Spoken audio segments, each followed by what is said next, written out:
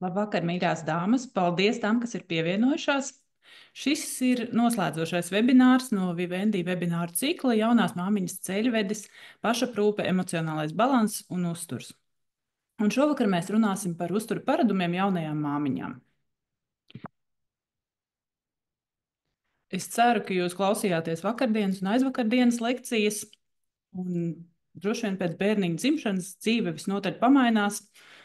Bērniņš ir centrā, tas ir tas pats galvenais, ap ko viss ir kā grozās. Turpat ir jāmeklē sevi, jāmeklē, kā mainās ģimene, kā mainās attiecības. Varbūt kaut kādas lietas nokļūst tālākā plānā, kas agrāk bija aktuāls, piemēram, darbs vai hobiji, kaut kas no socializēšanās. Tajā pašā laikā ir viena lieta, no kā mēs nevaram izvairīties nekādīgi, un tas ir uzturs. Ir jāēd katru dienu, vairākas reizes dienā. Un tad, kad mēs domājam par uzturu, tad tur to burbulīšu un jautājumu kļūst daudz, daudz vairāk. Jo no vienas puses ir bažas par to, kā tas, ko es ēdu, ietekmēs mazulīti, vai tur nebūs kolikas, vai viņam pūtīsies vai nepūtīsies vēderiņš, ko drīkst, ko nedrīkst. Tajā pašā laikā, protams, laika brīvā gatavošanai it kā ir mazāk. Reizēm tam visam nemaz nav spēka, laika pāriest arī nav. Kaut kas notiek steigā, kaut kas notiek tad, kad tas jau ir pavisam atdzisis. Papildus tam mainās arī dienas režīms, ritms, miega trūkums, rodās kāri pēc saldumiem. Tad fonā kaut kam tam visam ir sociālie tīkli, ļoti daudz informācijas, ko vajag, ko it kā nevajag, dažādi izaicinājumi, diētas, savā ziņā varbūt arī spiediens par to, ka jāatgūst forma. Un viss šis beigu beigās liek mums pazaudēt varbūt to esenci, kas īsti vispār ir veselīgs, normāls ēdiens, sabalansēts un kā to iekļaut savā ikdienā. Ja mēs ņemam tādus absolūtos atslēgu vārdus, tad pirmkārt, jebkurā dzīves posmā, un jo īpaši tagad, kad jūs pirmkārt esat jaunās māmiņas un atgūstaties joprojām pēc garā, izsmeļošā grūtniecības perioda, pēc dzemdībām, es ieteiktu ēdienu uztvert kā tādu vērtību. Nevis kaut ko, no kā ir jābaidās un jāizvairās, bet tieši otrādi kā vērtību, kas var iedot pienesumu, kas ir jūsu draugs, palīgs, atbalsts gan veselībai, gan pašsajūtai.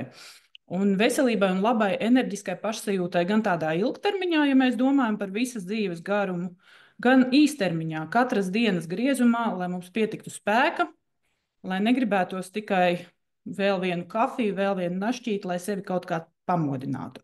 Jo patiesībā sakārtojot ēdienkarti, mēs šo enerģiju, spēku visas dienas garumā varam sev diezgan labi nodrošināt. Skaidrs, ka ir ļoti daudz individuālu nianšu, par ko es šodien nevarēšu laika trūkuma dēļ parunāt, un arī tāpēc, ka tā noteikti būtu saruna 1-1, bet tādas pamatlietas, kas nemainās. Ēdienam vienmēr ir jābūt daudzveidīgam.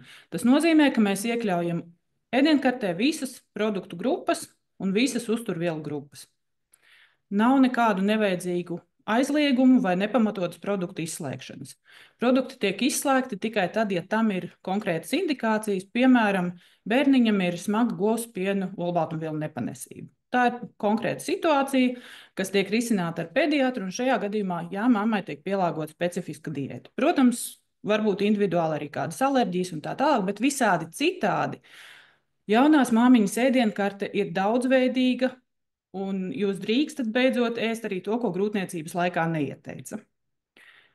Joprojām aktuāla ir mērenība, jūs cienat savu sāta sajūtu, nedaudz cenšaties sajust savu ķermeni, kurš reizēm šķiet, ka nemaz nepieder mums, bet tad sajust šo sāta sajūtu, ēst līdz sātam, cienīt arī savu izsalkumu, nedzīvot badā, nesagaidīt to brīdi, kad izsalkums jau ir tāds, ka rokas trīc, vēders burkšķ, redzam iglojas, un tad noteikti kaut kas steigā tiek saknakstīts.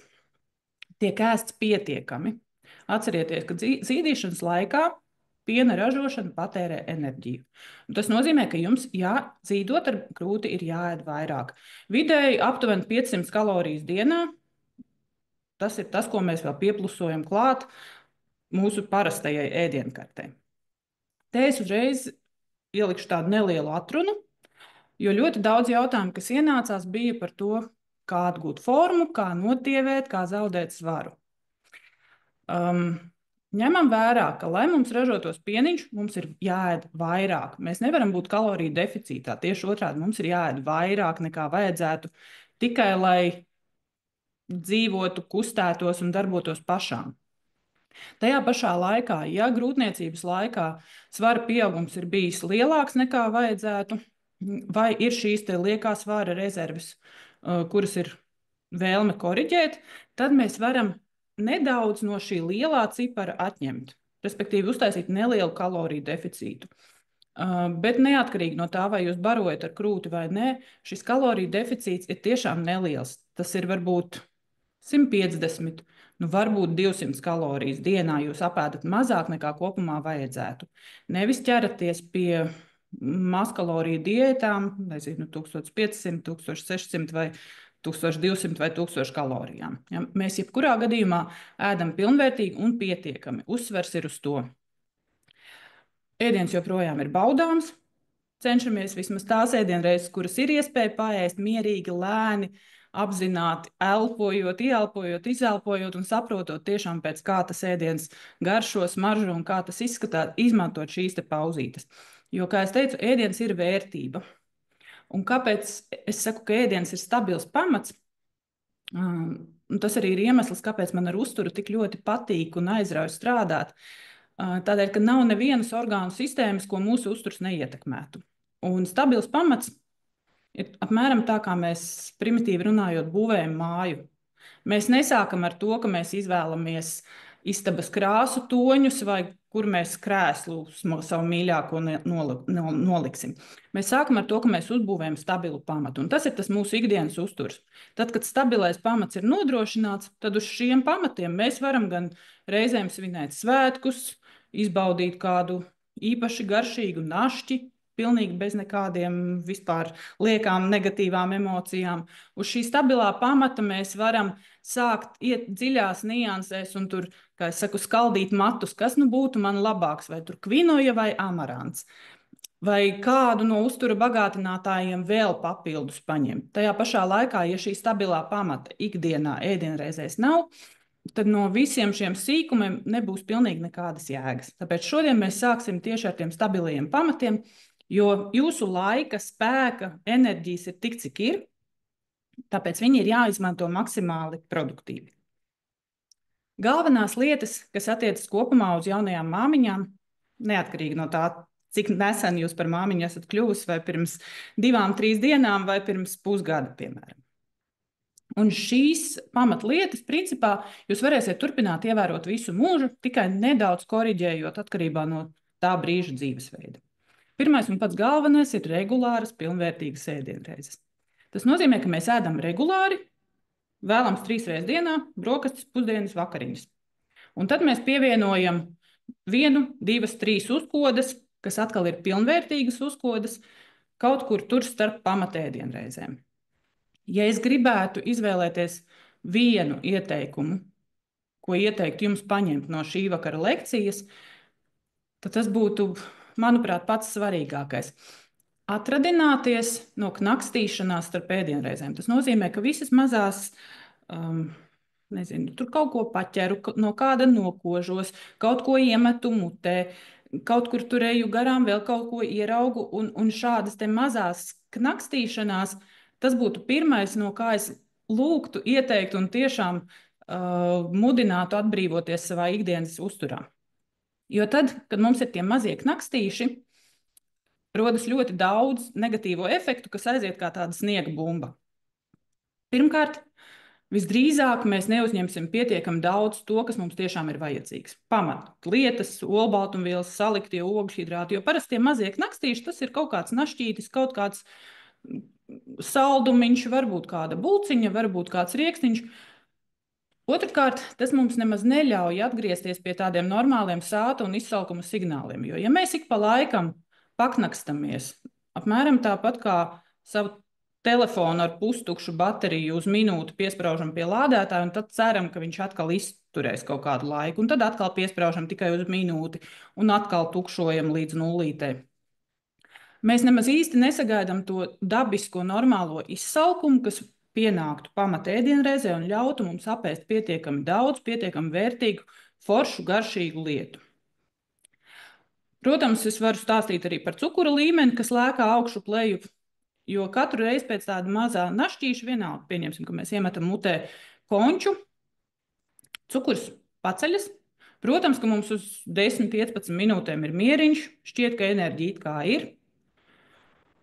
Atnāk insulīns, aiznes cukuru pa šūnām, tur, kur mums tā enerģija visvairāk vajadzīga, un pēc pavisam maza brīža cukura līmenis atkal ir stipri zem normas. Tajā brīdī, kad mēs esam cukura bedrē, atkal gribās nākamo našķīti. Un tā reizēm tas aiziet tādā aburtajā lokā. Patiesībā katrs mazais knakstītis tikai sastimulē mūsu apetīti, mūsu kāri uz saldumiem, un īpaši, ja mums ir jākoriģē svars, tad tas ir tāds ļoti nevēlams faktors. Līdz ar to mazos knakstīšus nē, bet ieviešam pēc iespējas foršas regulāras pamatēdienreizes, un, ja nepieciešams, foršas uzkodas, par kurām es arī vēlāk pastāstīšu. Nākamais svarīgais, par ko ir svarīgi atcerēties katram cilvēkam, bet jo īpaši zīdot ar krūti, tas ir pietiekams šķidruma daudzums. Arī runāsim nedaudz sīkāk. Un pārējās lietas par uzturvielu deficītiem, jūsu veselības stāvokli, blakus saslimšanām, dažādām nepanesībām, svara niansēm, tas, protams, ir individuāli, bet tas pamats, es ceru, ka es viņu šodien jums iedošu. Tātad pavisam nedaudz par uzturvielām. Izšķirt divas lielākās grupas, tātad ir makro uzturvielas, jeb tas, kas ir liels, un tas, kas mums ir ar tām pamatēdienreizēm un uzkodām jāapēd. Pats svarīgākais, primārais - olbaltumvielas. Es nesaukšu visas funkcijas, jo mēs nevaram iztikt bez nevienas no šīm uzturvielām. Bet pamatproduktu grupas, ar ko mēs uzņemam parasti olbaltumvielas, tā ir gaļa, vēlams liesa gaļa, putnu gaļa, sarkanā gaļa 2 reizes nedēļā, ne biežāk. Tās ir zivis un jūras veltes, tās ir olas, kas ir brīnišķīgs produkts, kuru var ne tikai cept un vārīt dažādos veidos, bet arī visur piesist klāt, jebko atsildot vai gatavojot, tādā veidā vēl papildinot savas olbaltumvielas maltītē. Olbaltumvielas satur arī liesie piena produkti, ar kuriem patiesībā olbaltumvielas uzņemt ir, manuprāt, salīdzinoši vienkāršāk, jo mēs jau nevaram visu laiku gaļu un olas ēst. Tas būtu liesas biezpiens, grieķu vai skiri jogurts ar palielinātu olbaltumvielu saturu, piemēram, baltais un valmiera izcili varianti. Tas var būt piena spēks vai dažādi proteīna pieni. Tie var būt liesi sieri. Tātad visi šie ir ļoti labi olbaltumvielu avoti. Un neaizmirstam arī par augu valsts olbaltumvielām, kas būtu praktiski visi pākšaugi un soja. Dažādi zirņi, turku zirņi, šķeltie zirņi, pelēkie zirņi, pupas, pupiņas, lēcas, visu veidu un krāsu, beram klāt viņus pie sautējumiem, pie salātiem, ēdam tāpat, papildinam arī šo. Nākamā grupa ir ogļhidrāti, un te mums fokus būs uz 2 daļām. Pirmkārt, uz saliktajiem ogļhidrātiem, kas ir mūsu galvenais enerģijas avots, kam dienas laikā būtu regulāri tajās ēdienreizītēs mums jādod enerģija. Un saliktie ogļhidrāti, kā es saku pacientiem, jo rupjāk, jo labāk. Tā ir visvienkāršāk atcerēties. Ja mēs ēdam maizīti, jo rupjāk, jo labāk. Ja mēs ēdam jebkādus graudaugus, arī jo rupjāk, jo labāk. Ja tās ir auzu pārslas, tad nevis ātri vārāmās, bet visprastākās, visrupjākās pilngraudu pārslas. Ja tie ir makaroni, tad pēc iespējas tumšāki. Ja tie ir mazāk tumši makaroni, tad pēc iespējas mazāk novārīti, tā lai viņi vēl būtu graužami, kožami, nevis pārvārīti. Ja tie ir jebkuri citi graudaugi, pēc iespējas pilngraudu, mazāk apstrādāti. Un te pie saliktajiem ogļhidrātiem neaizmirstam, ka mums ietilpst arī kartupelis un saldais kartupelis. Otra ļoti svarīga ogļhidrātu daļa, tās ir šķiedravielas. Ļoti daudz jautājumu bija arī par vēdera izēju un aizcietējumiem, par ko mēs vēlāk runāsim nedaudz atsevišķi, bet atceramies, ka šķiedravielas tā ir ne tikai vēdera izēja, tā ir arī galvenā barība mūsu labajām kuņģa zārnu traktā dzīvojošajām baktērijām. un jo labāk jūtas mūsu baktērijas, jo labāk jūtamies mēs. Tie pētījumi, kas joprojām turpina attīstīties, patiesībā parāda mūsu zarnu mikrobioma saistību ar visu. Ar mūsu gara stāvokli, ar mūsu emocionālo stāvokli, ar mūsu ādu, ar mūsu imunitāti un, protams, arī ar visu šo kuņģa zarnu trakta darbību. Tā kā šķiedrvielas arī ir būtiskas, un pārsvarā mēs tās uzņemam ar tiem pašiem pilngraudu produktiem, pākšaugiem, augļiem, dārzeņiem, dažādiem salātiem un zaļumiem. Vēl pie ogļhidrātiem pieder šie cukuri, jeb vienkāršie ogļhidrāti, kas būtu mazliet mazāk jācenšas savā ikdienā ieviest, bet arī tiem tur reizēm ir vieta. Atceramies, ka neknakstam viņus starp ēdienu reizēm vienus pašus. Un trešā lielā uzturvielu grupa tie ir tauki, kurus parasti iedala labajos un sliktajos. Tad tas, kam jums būtu jāpievērš uzmanība, lai ikdienā katru dienu mums būtu kāds labo tauku avots uzturā. Tās var būt treknās zivis. Tie noteikti ir omega-3 uztura bagātinātāji, kas jūsu listītē tur parādās. Tie var būt rieksti, sēklas un dažādas augu eļļas.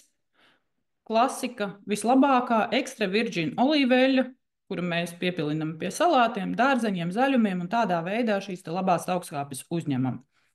Visas šīs makro uzturvielu grupas mums ir vitāli svarīgas. Gan hormonālajam fonam, gan pašsajūtai, gan tai pašai svara dinamikai, gan normāliem vielmaiņas procesiem, pilnīgi visiem.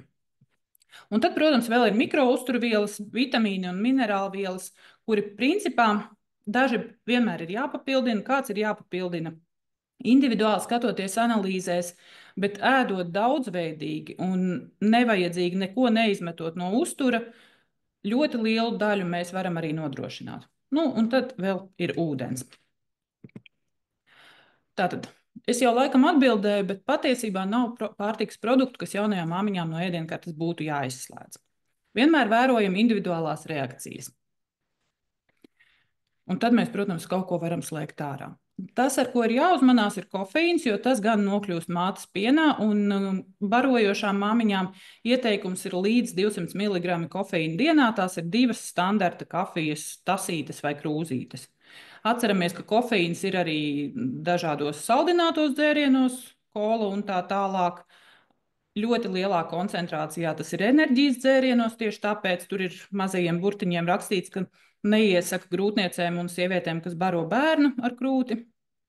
Un tāpat melnā, zaļā, baltā tēja arī satur kofeīnu, bet nedaudz mazākā parasti koncentrācijā. Mēs reti, kad taisam tikpat stipru tēju kā kafīnu, tā varētu būt kādas 3-4 krūzītes tējas dienā. Par to uzmanīgi. Bet par kolikām. Jautājums bija par kolikām. Tad te es pateikšu tādu absolūti visu izsakošu teikumu, ka ar kolikām joprojām nekas nav 100% skaidrs. Kas tās izraisa, kāpēc tās pēkšņi parādās un pēc tam tikpat pēkšņi kaut kādā brīdī pāriet. Bet jāsaprot, ka faktori, kas var ietekmēt un kas visdrīzāk arī ietekmē, ir ļoti daudz. Pirmkārt jau tas, ka mazais bērniņš ir nonācis šajā pasaulē, un viņam vēl nav bijusi saskare ar dažādiem antigēniem, ko varētu saņemt no mātes piena. Viņa zarnu mikroflora vēl nav izveidojusies.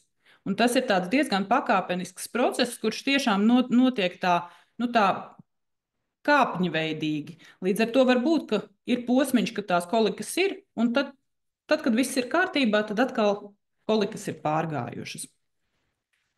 Vēl viens faktors ir tas, ka bērniņš iespējams sarijas gaisu, zīžot pieniņu vai arī zīžot pudelīti. Tas, protams, arī veicina gan lielākas aptraugus, varbūt atgrūšanu un varbūt arī lielāku vēdera pūšanās, jo vienkārši tā gaisa burbulīša ir vairāk. Un vēl kas ir svarīgi, kas arī viena no koliku profilakses lietiņām, ka mēs tomēr barojot bērnu ar krūti, vienmēr pirmkārt mainām šīs krūtis, no kuras ir barots vienreiz vienu, otrais otru, un ļaujam izēst sākumā vienu līdz galam, un pēc tam tikai ķeramies pie otras. Jo tad, kad pieniņš izdalās no krūts, arī tur šis sākuma piens un beigu piens atšķiras uzturvērtības ziņā. Un, saņemot tikai šo sākumu no abām krūtīm, var vairāk būt dažādi gāzu veidošanās procesi bērna zarnās. Protams, tur arī ir dažādi emocionālie faktori, gan mammas, gan bērniņa, šī kopā būšana, ādu pret ādu kontakts.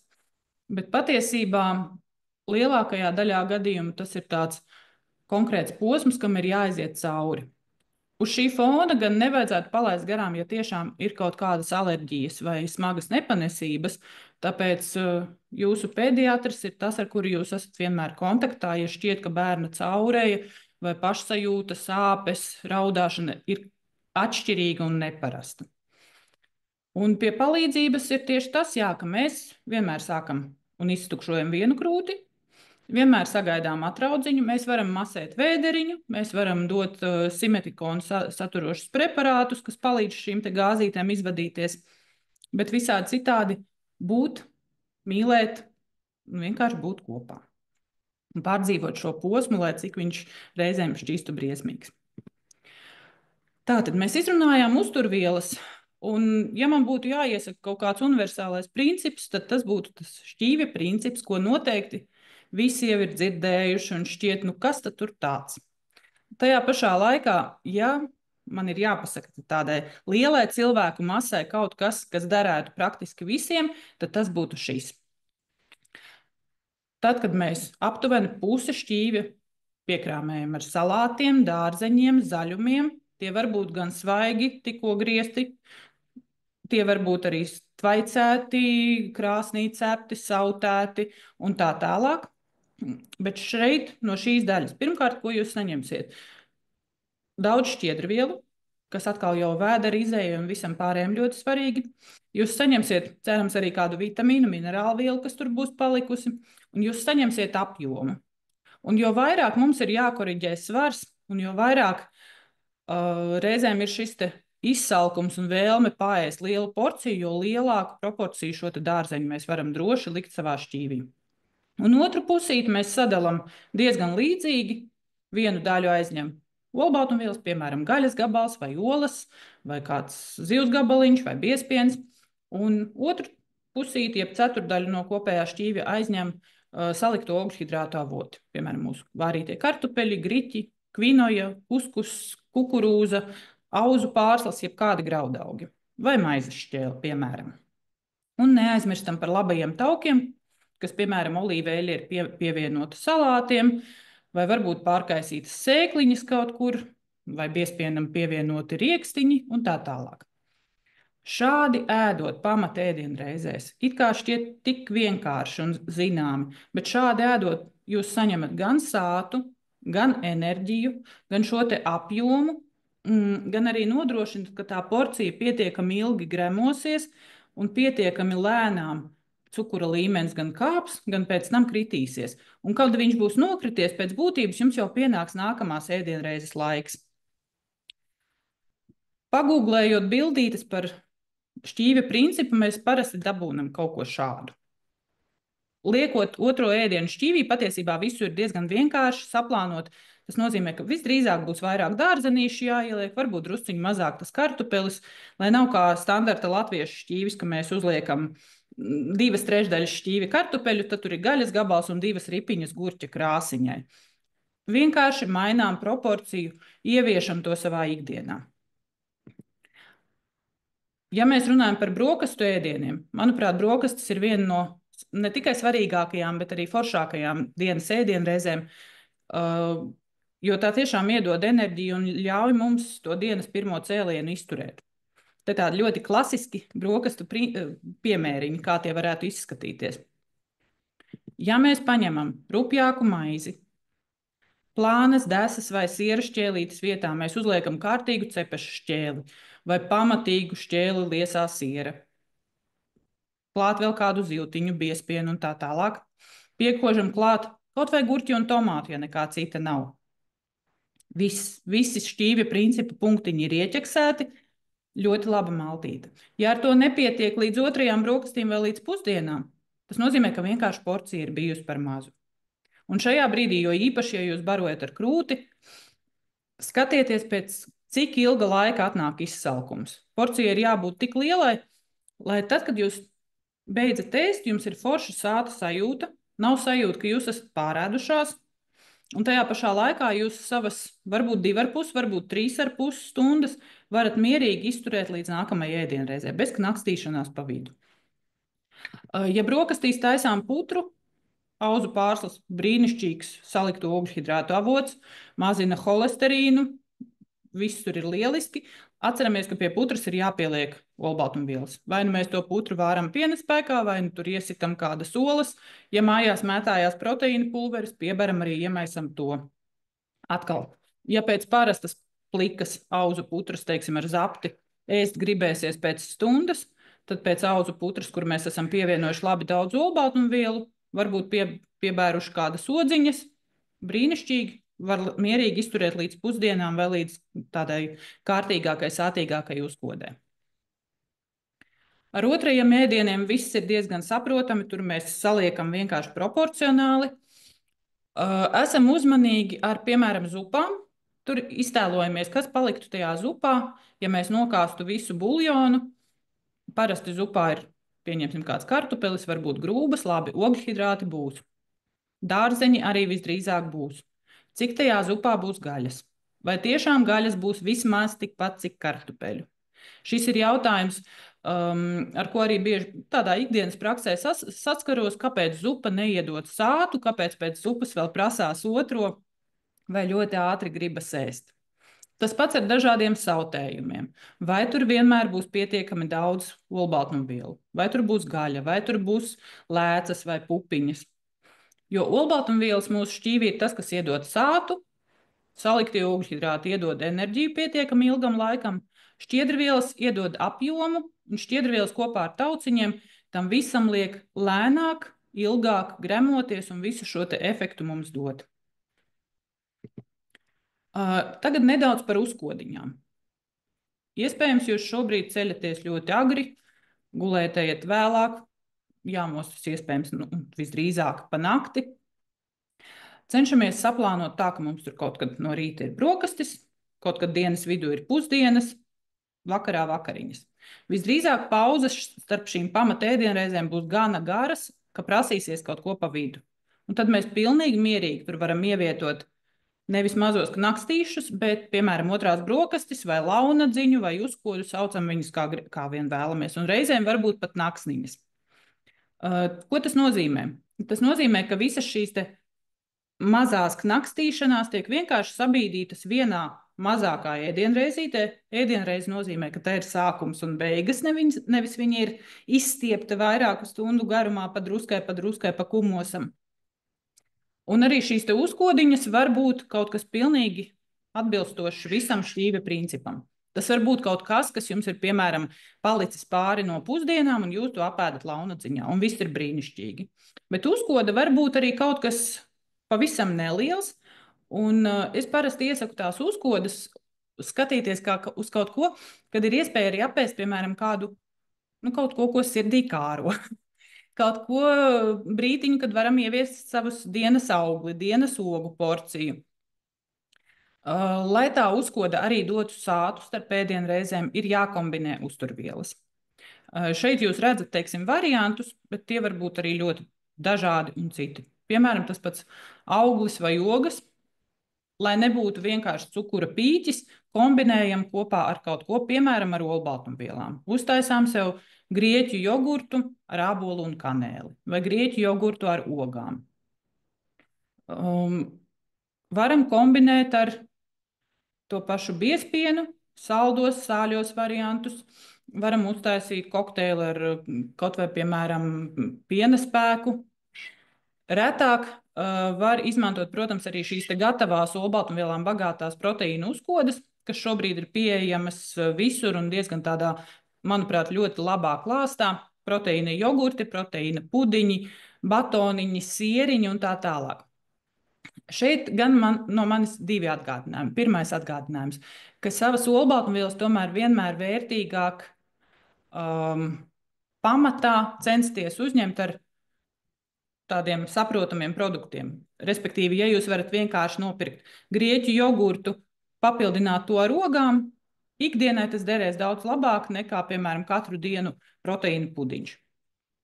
Ja tas proteīna pudiņš jums šķiet foršs našķis, lai viņš tur kādu reizi dienā arī parādās. Un vēl viena lieta, ka visi šie proteīna našķi parasti satur mākslīgos saldinātājus, un tie gan var pūst reizēm vēderu. Ja viņi ir viena porcija dienā, visdrīzāk nekā nebūs. Taču neaizrauties un pamatā tomēr mēģināt sakombinēt un pagatavot pašam. Jo atvērt grieķu jogurta buņģiņu, ielikt bļodiņā, piebērt kanēli vai pielikt karotīti medus, tas ir praktiski tikpat ātri, kā atvērt proteīna jogurta paciņu. Uzkodā var būt arī, piemēram, šis te auglis vai jogas sakombinēts ar taukvielām. Saujiņa, riekstu vai sēkliņas, jūsu iecienītās labie tauki ir vajadzīgi. Ja mums ir auglis un saujiņa riekstu, tā jau ir tāda neliela forša uzkodiņa, kas vismaz uz stundu, pusotru iedos mieru līdz nākamai kārtīgai ēdienreizei. Liesas siers sagriezts kopā ar dārzeņiem.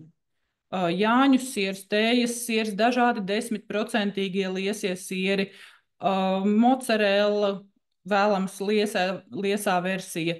Viss šis pirmkārt papildina atkal mūsu dienas olbaltumvielu devu, otrkārt tā var būt forša sāļu uzkodi. Paņemam klāt sagrieztus dārzenīšus, ja nepieciešams paņemam klāt rupjākas maizes šķēlīti.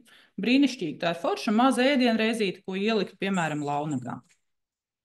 Ja ir kāds našķītis uzradies pēkšņi mājās vai šodien ieplānots vai garām ejot tomēr nopircies un gribās to apēst, tad viens variants, ka mēs to apēdam kopā ar to launadziņu, piemēram.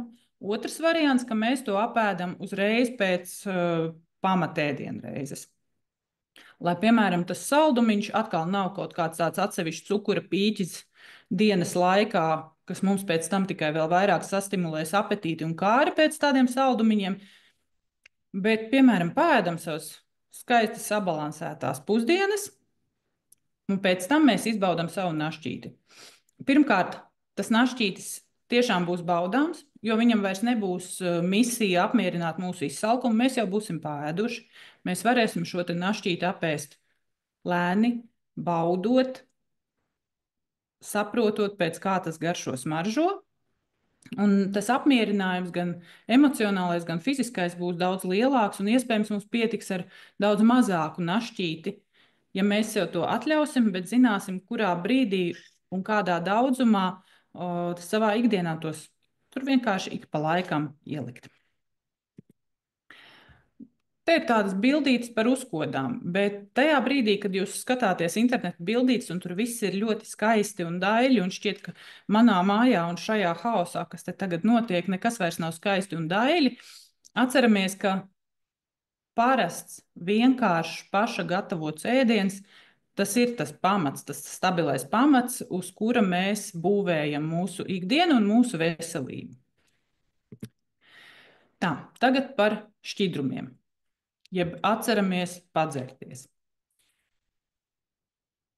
Universālā formula, ko es teiktu, izmantot būtu rēķinam uz kilogramu svara.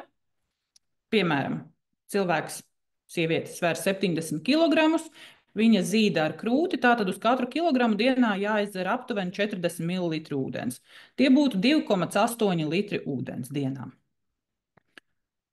Jeb kopumā šķidruma. Šajā lielajā ciparā mēs noteikti drīkstam ieskaitīt arī tēju un kafiju, kurai nav pievienots piens, cukurs, dažādi sīrupiņi, medus, saldinātāji un tā tālāk. Piemēram, cilvēks sieviete sver 80 kg un nezīda ar krūti, reizinam apmēram ar 3 vai 3,5, tā tad vismaz 2,4, 2,5, 2,6 litri apmēram dienā.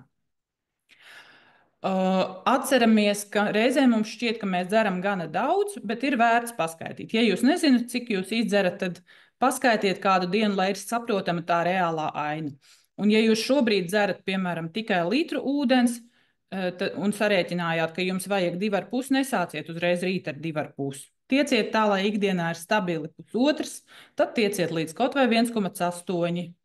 tiksiet līdz 2 un tā pamazām līdz savai normai. Tad, kad jūs būsiet pieradušas uzņemt pietiekami daudz šķidruma, organisms pats prasīs.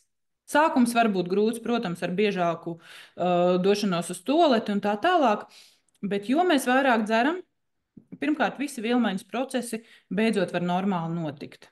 Visdrīzāk pazudīs tūskas, ja tādas ir bijušas, kuras ļoti bieži ir tieši tāpēc, ka mēs nepietiekami daudz dzeram.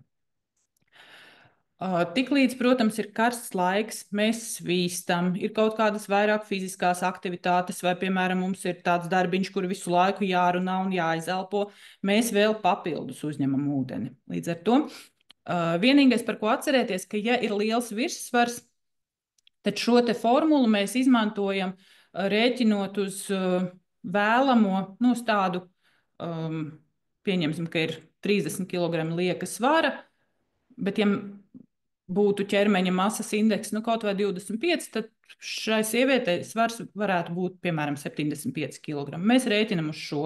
Mēs nerēķinam arī uz visu lieko. Atceramies, ka piens ražojas pēc pieprasījuma.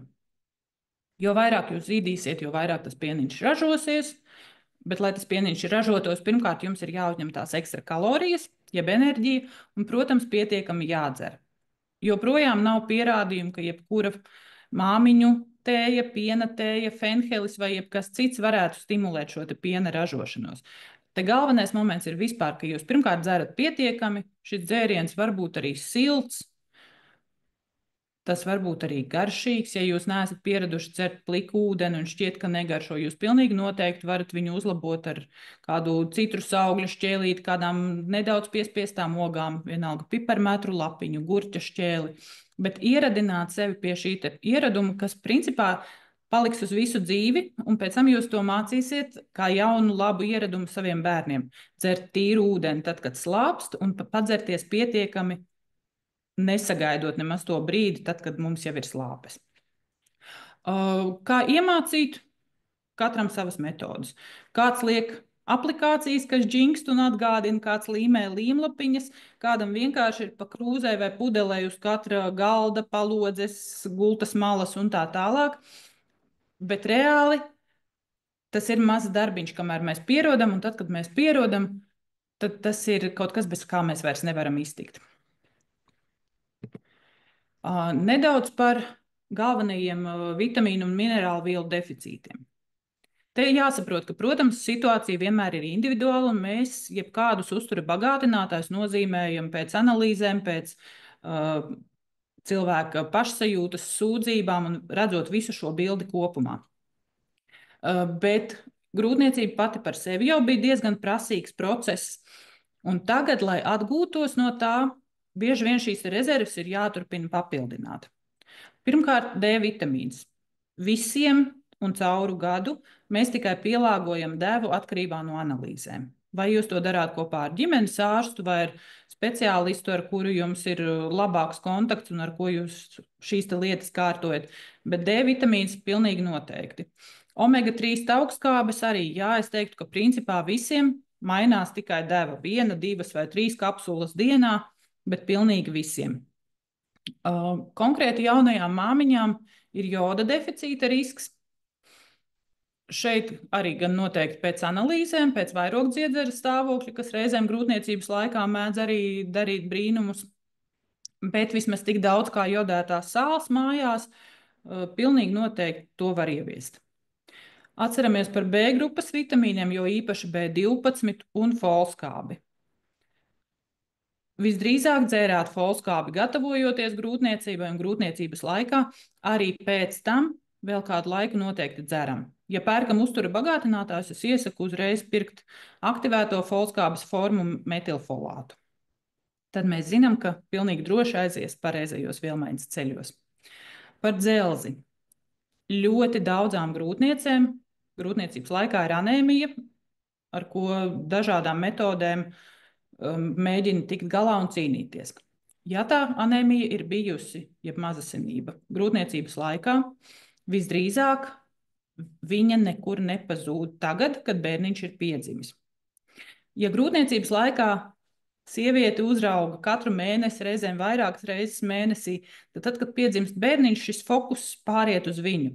Un tāpēc es ļoti mudinu jūs tomēr turpināt rūpēties par visām savām orgānu sistēmām, atrast šo ārstniecības personu loku, kam jūs tiešām uzticaties, kas seko līdzi jūsu pašsajūtai, izmaiņām jūsu ķermenī, analīzēm, kas spēj redzēt to kopbildi un pateikt, tev vēl papildus vajag šo, bet tev vēl papildus vajag to un šādā devā.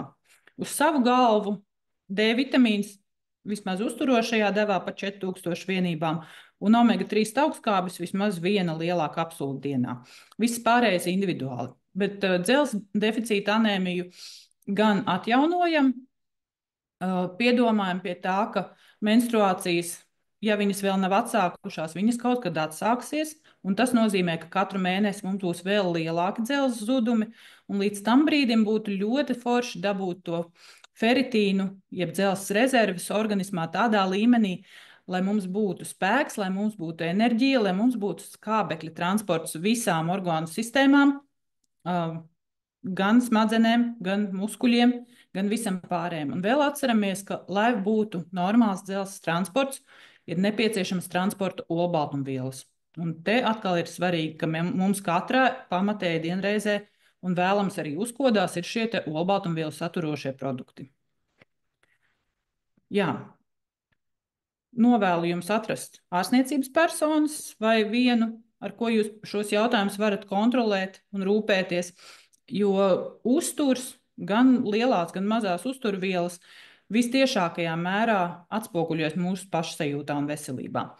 Un atgādinu arī nodot plašākas asins analīzes vismaz vienu reizi gadā, varbūt 2 reizes gadā, ja ir kaut kādas lielākas problēmas. Nākamais jautājums, kas regulāri atkārtojās, bija par vēdera izēju, jeb par aizcietējumiem.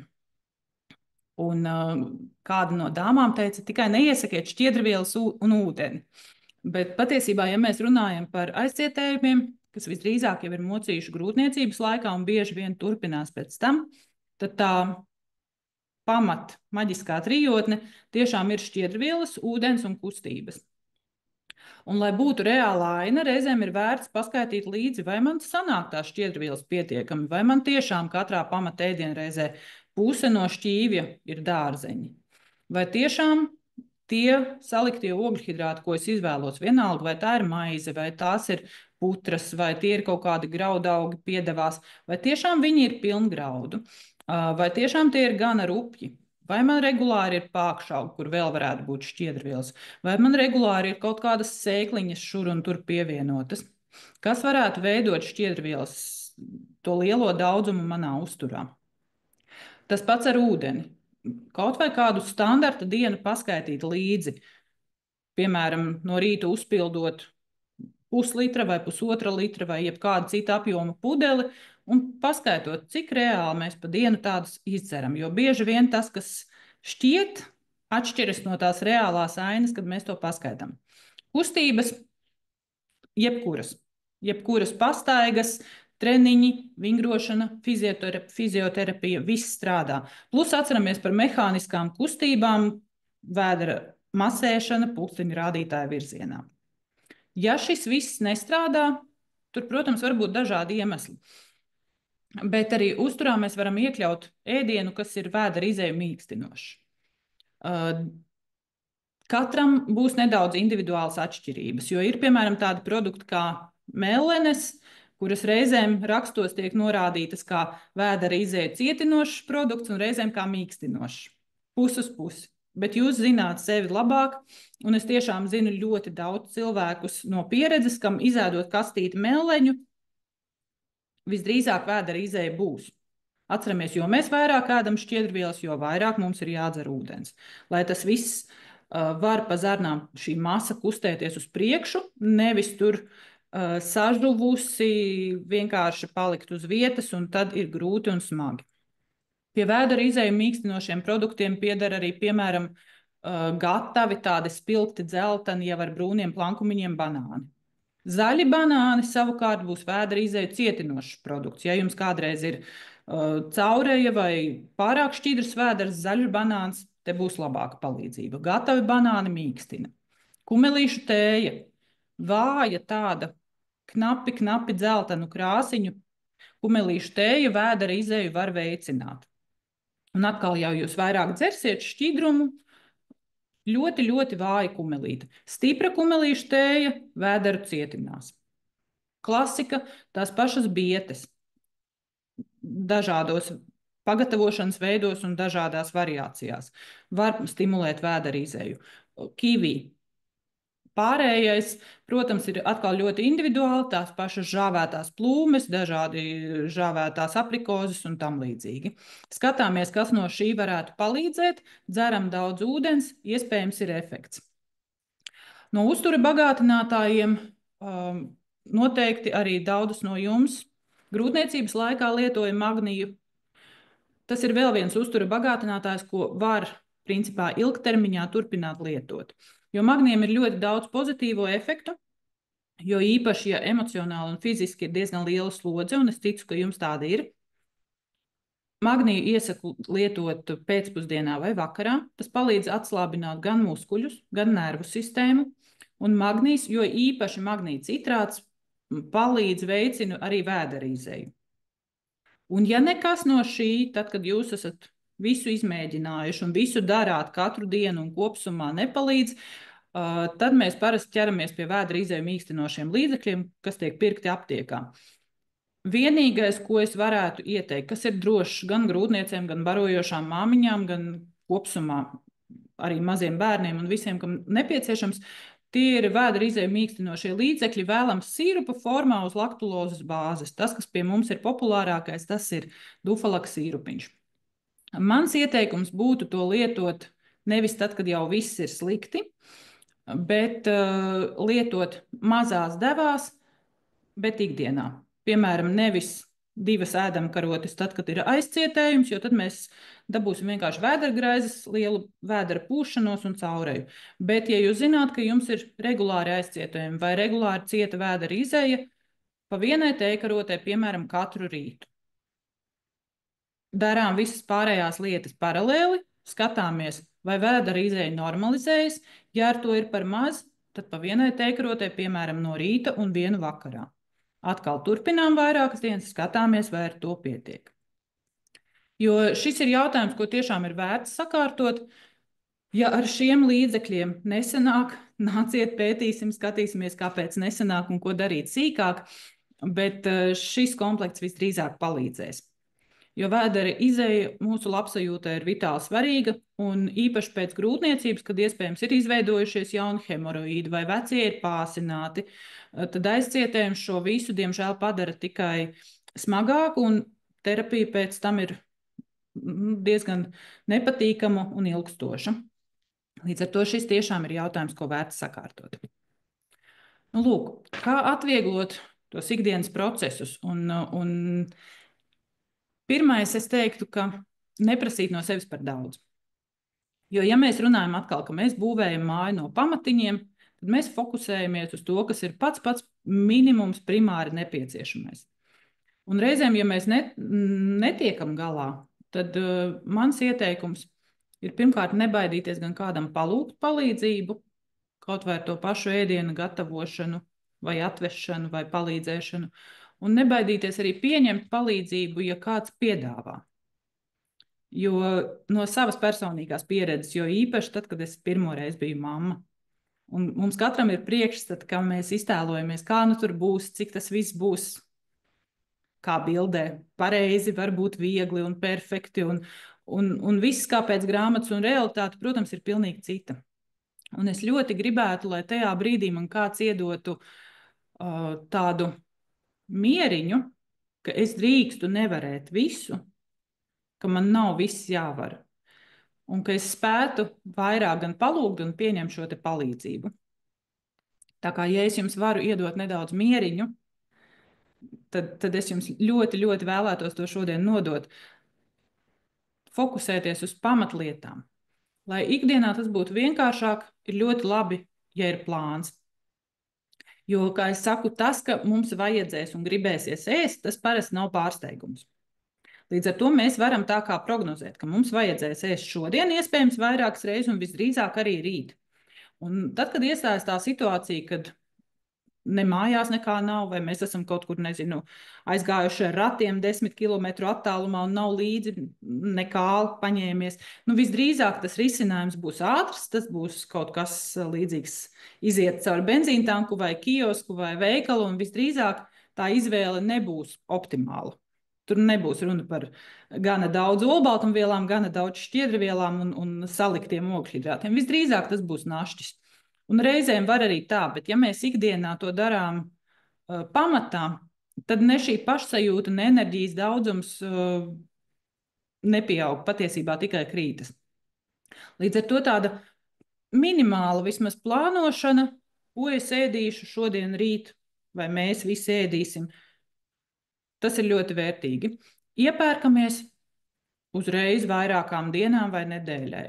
Atceramies, ka lielākajā daļā vietu Rimī vai Barbora vai kāds cits mums var atvest lielos maisus ar smagajiem produktiem, ar lielajām, nezinu, rīsu vai griķu pakām, var atvest mums gaļu, var atvest mums 10 grieķu jogurtus, ko ielikt leduskapī, lai viņi tur vienmēr būtu, kad gribētos, vai 20 olas, lai viņas tur stāv, viņas vecas nepaliks, jūs viņas apēdīsiet. Vai atvest, piemēram, pākšaugus konservos.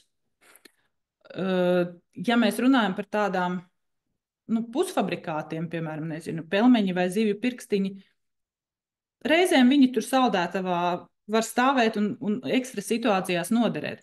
Tajā pašā laikā atceramies, ka ir arī pavisam jēdzīgi un ļoti labi un vērtīgi produkti, piemēram, tie paši tuncis savā sulā. Vai konservētas pupiņas, konservētas lēcas, konservēti turku zirņi. Izvēlamies tos, kas ir vienkārši ūdenī, salsūdenī, bez visādām tomātu mērcītēm un citiem papildinājumiem un saliekam savos krājumiņos. Tas konservs tur var stāvēt 10 gadus kaut vai. Bet tajā brīdī, kad jūs atnākat mājās, piemēram, vakarā un spēka, laika un vēlēšanās gatavot absolūti nav, tad atvērt šo te konservu, iebērt bļodā, pielikt klāt garšvielas, varbūt kādu dārzeni vai maizes šķēli piekos klāt. Tas vienmēr būs labāk nekā nekas vai kaut kāda knakstīšanās no visa pa drusciņai. Tāpat arī, ja jums ir mājās saldētava un gana liela, turam tur saldētu zivi, turam tur dažādus saldētos dārzeņus. Īpaši nesezonā ļoti labs palīgs. Uzmetam uz pannas vai katliņā, pieliekam, nezinu, malto gaļu, pieliekam vēl kaut ko, viss ir gatavs. Tajā brīdī, kad laiks un spēks un vēlme kaut ko pagatavot pašam ir, izmantojam to brīdi.